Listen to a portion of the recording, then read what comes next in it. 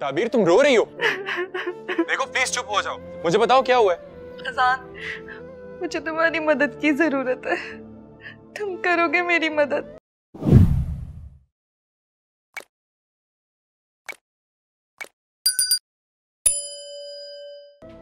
Hello ताबीर।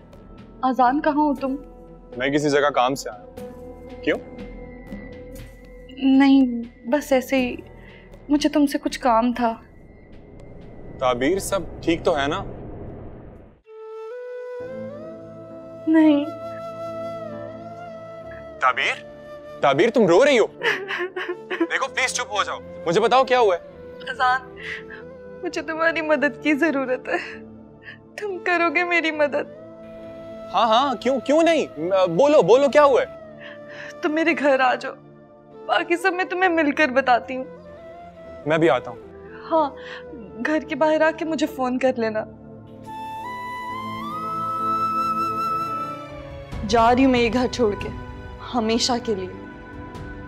मेरे हंसते बसते घर को तबाह करके दफा होने का बहुत शुक्रिया। अजान, तुम मुझे यहाँ क्यों ले आए हो? मैंने तुम्हें कहा तो था मुझे अम्मी के घर लेके चलो। घर भी चले जाते हैं, पहले तुम ये बताओ कि हुआ क्या है। ये सब बातें घर पे भी तो हो सकती हैं। हो सकती है, लेकिन मैं ये हरगिज नहीं चाहता कि ये सब बातें पप्पो के सामने। इसलिए तुम पहले रिलैक्स हो जाओ और फिर मुझे बताओ कि बात क्या है।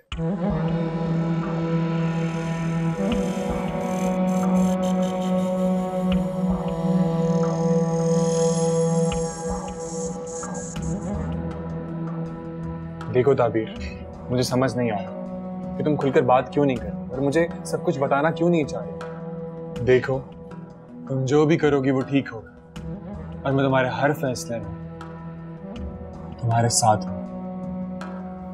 तुम्हें परेशान होने की कोई जरूरत नहीं। कि मुझे नहीं लगता वहां कुछ और ठीक होगा। मैं हूं ना तुम्हारे साथ, जस्ट रिलैक्स।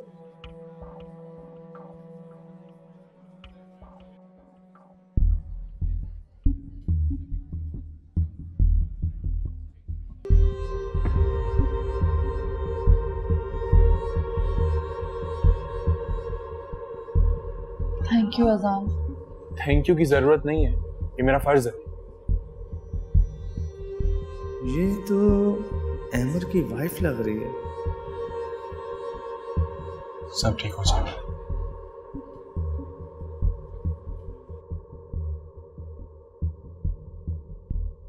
छोड़ आई हूं मैं उनका घर। क्या भाभी, आप आई किसके साथ हैं? अकेली, और उन्हें बताकर भी नहीं आई। पागल हो गई हो तुम? ऐसे भला कोई करता है? अम्मी, जो जिस काबिल होते हैं ना उसके साथ वैसा ही करना चाहिए।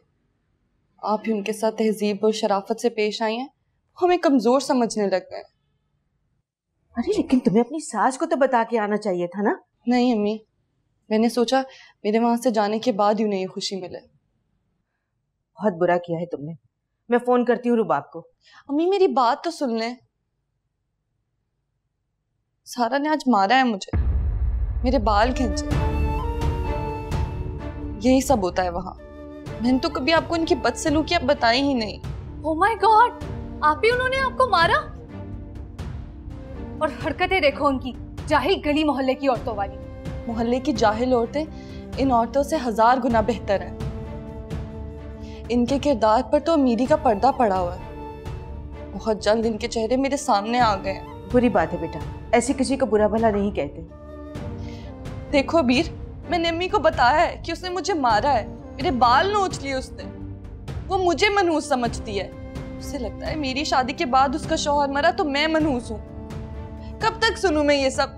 मेरा क्या कसूर है इसमें अम्मी? अरे भाई, ये जाहिलों वाली बातें हैं। पता नहीं उन लोगों में कैसे आ गई। जिन लोगों की ज़हनियत खराब होती है और सोच खराब होती है वो किसी को मनहूस समझते हैं। ये तो सब कुछ अल्लाह ताला की तरफ से होता है।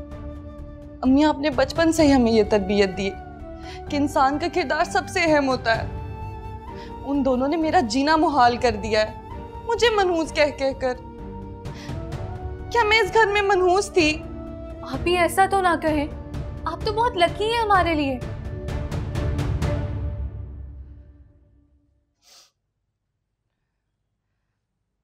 ये अजान कहाँ रह गया है? तुम अजान के साथ आई हो? जिस रिक्शा में आ रही थी वो खराब हो गया मेरी मनहूसियत की वजह से। बस अजान में ही मिल गया था।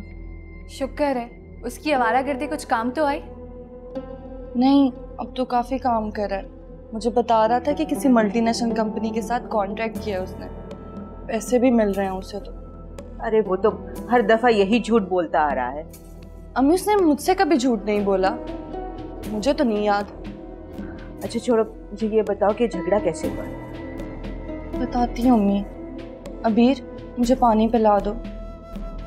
जाओ बहन को पानी पिलाओ। मैं लाती हूँ।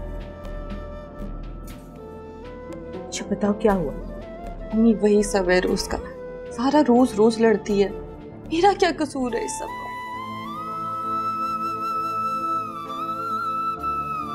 ये तुम क्या कह रहे हो? जो तुम सुन रहे हो मुझे तो यकीन ही नहीं आ रहा। मैं तुमसे क्यों झूठ बोलूंगा? हो सकता है मामा परेशान हो, उन्हें बेखाबी का मर्ज भी है, बहुत मुश्किल से उन्हें रात को नींद आती है, और वैसे भी फहद की डेथ के बाद पूरा घर डिप्रेस्ड है। कुछ भी हो, मैंने एक सिंपल सी बात की थी। हाँ, मुझसे एक गलती जरूर हुई, मैंने माजरत भी कर ली, और गलती भी इतनी बड़ी नहीं थी। उन्होंने जब टाल मटोल की तो मैंने सिर्फ इतना कहा कि अहमर भी आपका बेटा है, आप इतना सोच विचार क्यों कर रही हैं? इसी बात पर उनको गुस्सा आ गया। तुम्हें ये सब बोलने की वहां जरूरत क्या थी? यार इंसान हूँ, दोस्त परेशान है, कैद में है, कैद से बढ़ के क्या परेशानी होती है इंसान की? तो आप कब बताएंगी वो? ये नहीं बताया, मैं खुद राब्ता करूंगा। नजम, तुम उन्हें तंग मत करना, जैसा वो चाहती हैं बिल्कुल वैसा करना।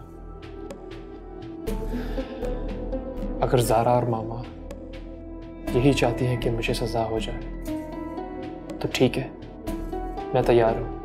नहीं नहीं, ऐसा सोचना भी मत, मेरे होते हुए ऐसा नहीं हो सकता। बस वो थोड़ा सा कोऑपरेट कर दें तो मसला जल्दी हल हो जाएगा। वैसे काम तो हमारा हो ही जाएगा इंशाल्लाह। मुझे तो ताबीर के बारे में बहुत फिक्र हो रही है। कितने शौक से हम दोनों ने शादी की थी, और शादी के पहले रोज ही ये हादसा हो गया। हमारी तो दुनिया ही उजड़ गई है। क्या मैं अहमर को बता दूं कि उसकी बीवी किसी और के साथ घूम रही थी? नहीं नहीं, वो पहले ही बहुत परेशान है, मजीद परेशान हो जाएगा। नजम, तुम क्या सोच रहे हो? नहीं कुछ नहीं, ठीक है, मैं फोन करूंगा आंटी को। आंटी तुम्हें यहाँ मिलने नहीं आई? आई थी, ताबीर भी साथ थी। अब आए तो उन्हें कुरेदना। हो सकता है अगली पेशी में तुम्हें जेल भेज दें, अगर उन्होंने बयान ना दिया तो। जहाँ मर्जी भेज दे, यहाँ कौन सा मैं अपनी मर्जी से आया हूँ। अच्छा सुनो, थानेदार को मैं कुछ पैसे देकर जाऊंगा ताकि जितना हो सके वो हमारे साथ कोऑपरेट करे। नहीं, इसकी कोई ज़रूरत नहीं है। यहाँ मैं हर एक को कुछ ना कुछ रकम देता रहता हूँ। अब जाहिर है चिकोट ने कहना है, हमें वही करना होगा। हाँ ये भी ठीक है, अल्लाह बेहतर करेगा। मैं अपनी पूरी कोशिश कर रहा हूँ, तुम फिक्र मत करना। अगर तुम लगे जिंदगी